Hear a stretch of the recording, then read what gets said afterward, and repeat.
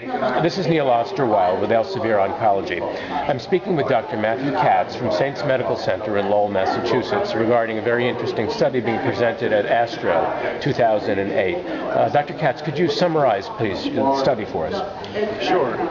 We conducted a study that consisted of basically doing a literature review and looking at articles that tried to estimate the likelihood of prostate cancer spreading outside of the prostate or the outcomes after treatment, either surgery or radiation. And after looking through a variety of articles, took 21 of them, embedded them in a Microsoft Excel spreadsheet so that we could then take an individual patient's data and enter their age, biopsy information, PSA score, and their clinical stage, and then that would then give individualized information about the likelihood of disease spread and treatment outcomes after surgery and radiation.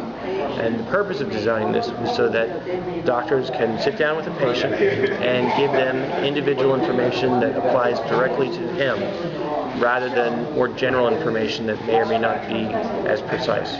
There are several different, as I'm sure you're aware, several different prostate cancer decision management tools out there available on the web, some for free, some for pay. Do you think that by combining these data that you'll have a more accurate or a more patient-specific method of helping patients and physicians make those decisions? Well, that's our hope. I think, if you look at one model or another, they're designed different statistically, and they may incorporate different patient populations.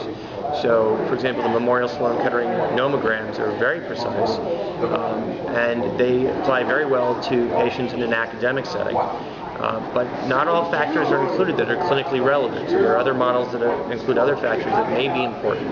And if you look at population-based data, it may be a little bit different. So we're not trying to find necessarily the single most precise example, but give people a sense of the range of results, because there is uncertainty regardless of whether you use one estimate or another.